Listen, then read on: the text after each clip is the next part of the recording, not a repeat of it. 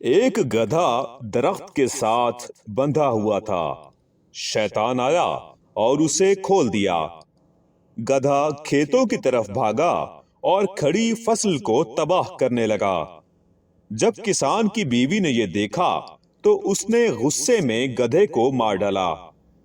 گدھے کی لاش دیکھ کر گدھے کا مالک بہت غصے میں آ گیا اور کسان کی بیوی کو گولی مار دی۔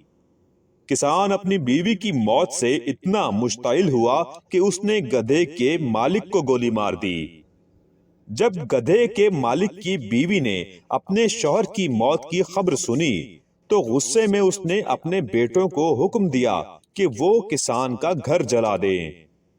بیٹے شام کو گئے اور ماں کے حکم کو پورا کرتے ہوئے کسان کے گھر کو آگ لگا دی، یہ سوچ کر کہ کسان بھی گھر میں جل کر مر جائے گا۔ لیکن ایسا نہیں ہوا۔ کسان واپس آیا اور گدھے کے مالک کے تینوں بیٹوں اور بیوی کو قتل کر دیا۔ اس کے بعد کسان نے توبہ کر لی اور شیطان کو کوسنے لگا۔ شیطان نے ناراض ہوتے ہوئے کہا کہ میں نے تو کچھ بھی نہیں کیا، صرف گدھے کی رسی تو کھولی تھی، لیکن سب نے رد عمل ظاہر کیا۔ رد عمل کے جواب میں اور زیادہ اور شدید رد عمل ظاہر کیا اور اپنے اندر کی خباثت کو باہر آنے دیا۔ اگلی بار جواب دینے، رد عمل ظاہر کرنے اور کسی سے بدلہ لینے سے پہلے رک جائیں اور ایک لمحے کے لیے سوچیں۔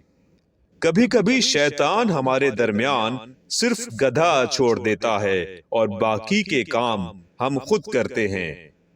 روزانہ ٹی وی چینلز گدھا چھوڑتے ہیں، کوئی گروپ میں ایک گدھا چھوڑتا ہے تو کوئی فیس بک پر گدھا چھوڑتا ہے۔ آپ اور میں دوستوں کے گروپ میں خاندان، پارٹی اور سیاست کے لیے لڑتے رہتے ہیں۔ یاد رکھیں، ٹوٹنا آسان ہے، جڑے رہنا بہت مشکل ہے۔ لڑنا آسان ہے، درگزر کرنا بہت مشکل ہے۔